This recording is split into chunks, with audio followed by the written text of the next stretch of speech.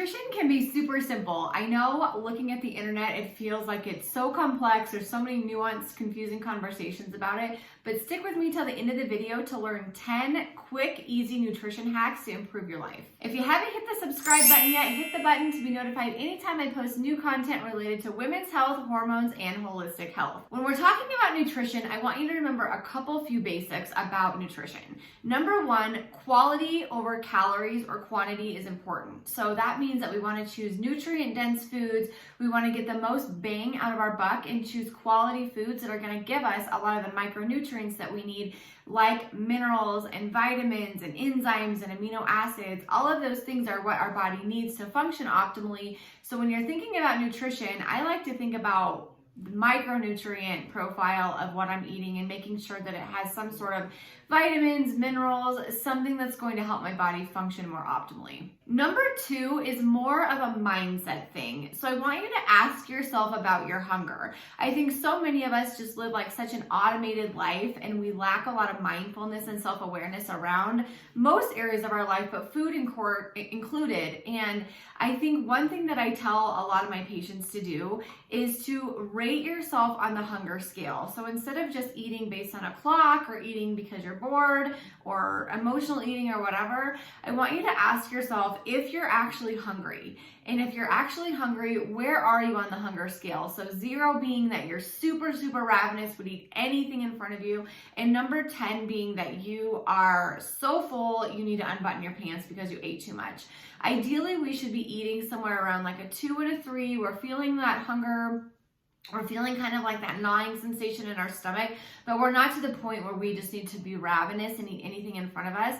And then we want to stop eating around an 8, which is where you're full, you're satisfied, you're satiated. You probably could eat a few more bites, but you don't need to. And so this is going to take practice for so many of us. I know when I went through this journey, it really did take a good amount of practice because I was just used to kind of like cleaning my plate, especially if you are somebody who is kind of from the clean plate club, you just eat what's in front of you. It does take some time to kind of slow down and practice this. So this is sort of like a lifetime thing where you're just constantly monitoring hunger, paying attention to it. Are you full? And that can be really helpful at managing portions for yourself.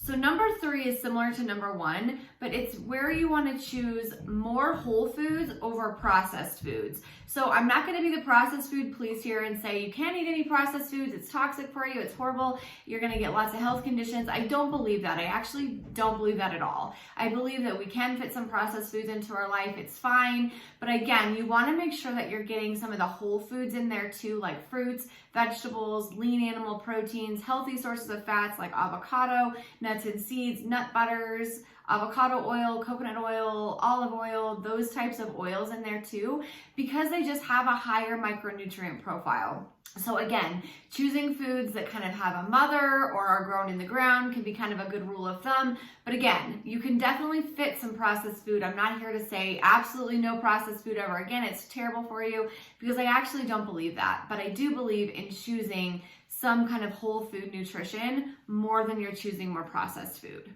Number 4 is aim for 3 to 5 servings of fruits or vegetables a day. I know, you guys, I grew up in Western Nebraska where I probably didn't eat a vegetable for the first 20 years of my life. So I get it that can feel like a big amount of vegetables for a lot of you. I ate fruit. Fruit tends to be a little bit more convenient. Most people have a better palate for fruit. Tends to be, needed to be less cooked or processed or whatever. And so if you want to just stick with fruit, that's fine. They also have great vitamin C in them, great minerals, great antioxidants. So fruit is made out to be the devil a lot, but fruit's actually really great for us too. If you're struggling with the idea of getting in more vegetables, I have a few suggestions for you. So sneak them in nice, easy ways. So I am a fan of convenience, easy meal prep, things like that. So I personally do a lot of frozen vegetables. Frozen vegetables are picked at their peak ripeness, so they actually have a great nutrient profile, meaning that they have lots of vitamins and minerals in them. They're not void at all. And also they're super simple. They're already chopped, ready to go. So I use cauliflower rice a lot, and I'll put that in things like eggs, or I'll put it in things even like oatmeal or baked goods or smoothies. It's very, very versatile. They're super little tiny little rices of cauliflower. And so you can't really even tell that it's in most things. So rice cauliflower can be your best friend if you're just trying to kind of sneak some vegetables, especially for the kiddos in the family who may not want to overtly eat vegetables. That's a really easy and quick way. Other ways are, roasting frozen vegetables or sauteing them or steaming them. That tends to be where I get the most of my vegetables probably. I also like to cook vegetables into like ground turkey or ground hamburger or ground meat. That tends to be a really easy way to get like spinach or onions or rice cauliflower, or even like doing some stir fries and things like that with like broccoli and cauliflower, carrots, those types of things. So be creative here, but keep it simple. It doesn't mean that you need to spend hours in the kitchen chopping vegetables and finding these really fancy ways to prepare them if you don't want to do that. If you want to, absolutely go for it. But if you're like, oh, I just don't want to do that, then find quick and easy ways to do it. Number 5 is add in an adrenal cocktail. So I talk about this a lot. Adrenal cocktails, in essence, are a fancy way of saying getting in whole food vitamin C, sodium, and potassium. Whole food vitamin C is anti-inflammatory. It's really healing for us. It helps our stress response.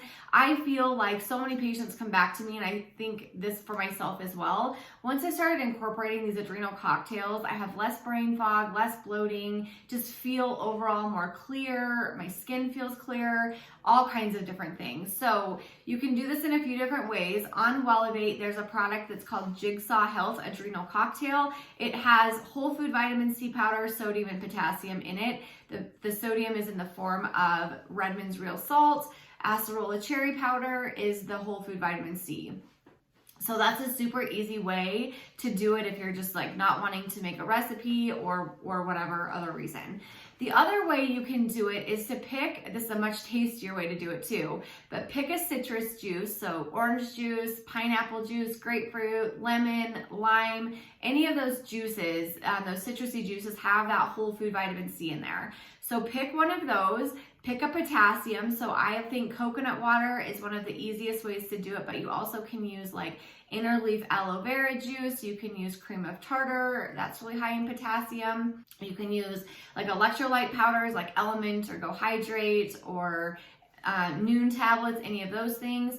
And then the sodium portion, usually people will just use like a white Celtic salt or Redmond's real salt that has a high amount of sodium in there, which we want to pair with that potassium. You can make kind of any sort of concoction that you want to make an adrenal cocktail. I usually recommend to my patients to make just a big batch of it in something like a mason jar or a pitcher and just sip on about 4 to 6 ounces once or twice a day, and you're definitely going to be getting in those good micronutrients. Number 6 is eat good quality animal protein. I know there's a lot of nuanced conversations around meat. Should we be eating as much meat? Should we be doing more plant-based?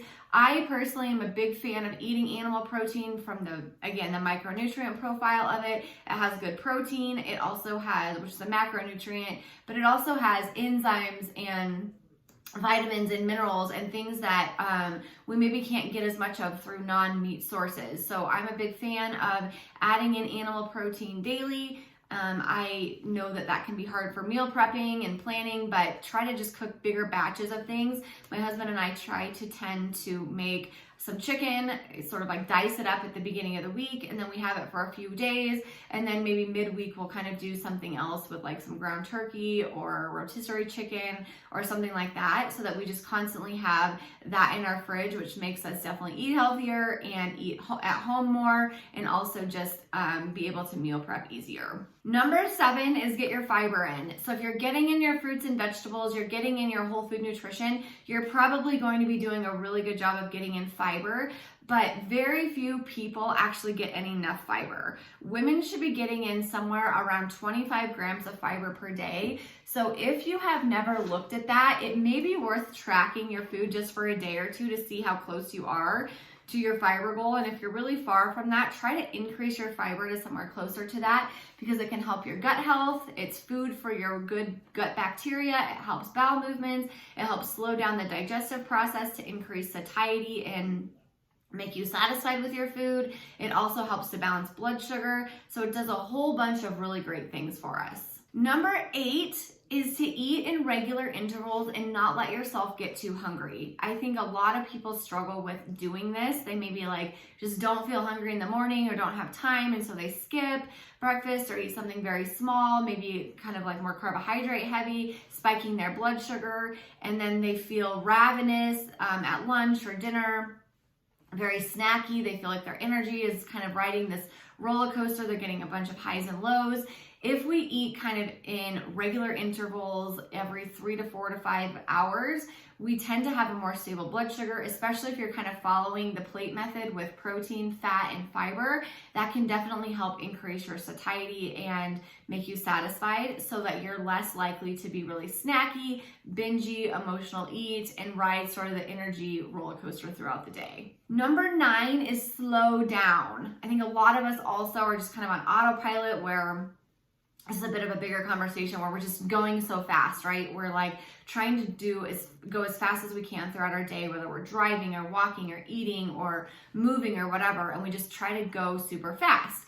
If we're going really fast, our digestive process tends to struggle a little bit because we need the bile acids and enzymes to really seep in through our food, especially those enzymes from your saliva. So slowing down your food, slowing down your chewing it into a nice liquefied state, taking a deep breath before eating, not multitasking, not guzzling liquid with your food. That can all help with bloating, increasing the absorption of nutrients in your body, and just help your digestive system all over feel better. And number 10, make sure you're getting in healthy fats. We've kind of alluded to this throughout this entire video, but healthy fats are going to be really imperative for so many aspects of your body. We need cholesterol to convert certain vitamins like vitamin D. We also need it to produce certain hormones like our sex hormones, and we also need it for brain health, joint health, heart health, skin, nails, and hair health, a bunch of different aspects. So many patients come to me eating still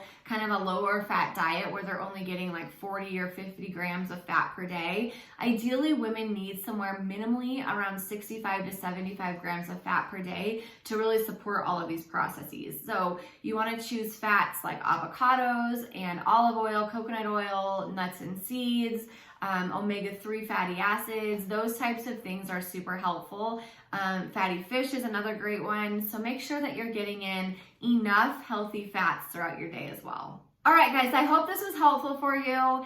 These are just super simple. I'm a huge fan of making health and wellness, hormone health, women's health as simple as possible. It's so complicated out there, and people make it these like small dial movers and these marketable things. These things that do not sell great in terms of marketing, but they are the foundations of nutrition. So if you can just pick a few of these at a time to kind of really focus on, and then once that feels a little bit easier, kind of move on to the next thing, that's how we start to transform our life and create lifestyles. We don't create lifestyles through a bunch of different supplements and products and diets and things like that. And we don't create lifestyles when we just make it too difficult for ourselves and like flip our lifestyle on its lid by trying to do everything perfect and trying to incorporate or implement like 10 different things at once. I've been in this industry, and especially in nutrition and weight loss, for 17 years. And if I learned one thing from that, it's that people need to incorporate change slowly. And that's where it becomes sustainable and realistic for the future. Also, if you did not know, I have a brand new course called The Period Solution. This course is all about the exact protocols I use to help women with their period problems. So whether you're dealing with a regular period, spotting, a ton of PMS, headaches, fatigue, heaviness, light periods, PCOS, any of these things, this course has the exact protocols for that. We talk about nutrition and how to support your period with nutrition as well. So if you're interested in looking at that course, you can go to alliedamron.com/period. And it's a digital course that you can go through on your own time. It's a resource guide, so you really should get the answers and the protocols that you need to heal your period. If you have not subscribed yet, hit that subscribe button to be notified anytime I post new content. And if anyone in your life could be or could use this content, I would love if you would share this video with them and help this little channel grow. Thanks so much, guys. I'll be back in the next one.